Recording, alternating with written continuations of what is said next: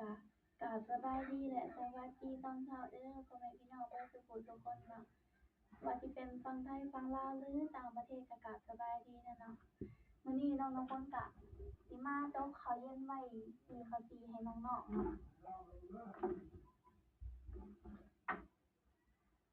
ข้าวเย็นก็เหลือหลายอยู่แต่ว่ามันเหนียวเลยบ่ใส่มีแต่สิจกไว้จี่ข้าวจี่ให้น้องๆเนาะนี่ก็คือเวียกของน้องน้ำฝนทุกๆเช้าที่น้องน้ำฝนต้องตื่นมาเฮ็ดเนาะก็สิมีดังไฟนึ่งข้าวเอาน้ำเข้าห้องน้ำบ่ล้างถ้วยบ่กวาดเรือนกวาดจานบ่เป็นเวียกทุกเช้าของน้องน้ำฝนเนาะ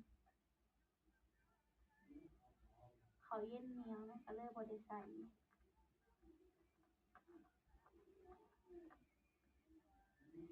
มีแต่สิจกไว้กินข้าวจี่ให้น้องๆเพิ่นน้องๆเพิ่นมักกินตอนเช้าเนาะโอ้ย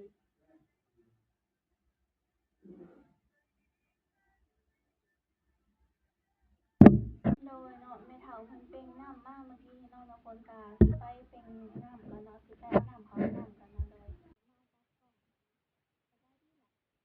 สบายดีเพิ่นว่าเพิ่นบ่มีโดยน้องน้ำฝนก็เอาน้ำเข้าห้องน้ำแล้วเนาะน้องน้ำฝนก็สิมาล้างถ้วยให้เหลือแต่พวกพัก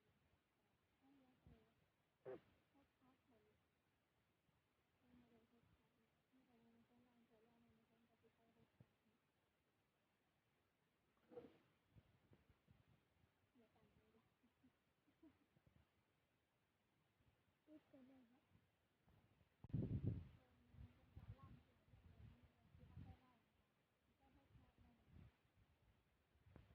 ล้างถ้วยแล้วก็มาเฮ็ดพักเด้อ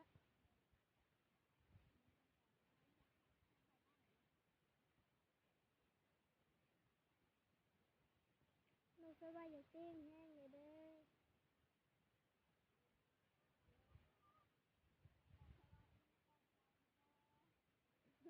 น่าจะเป็น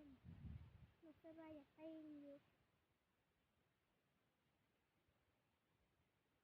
อันนี้ก็พักบักเพชรเนาะ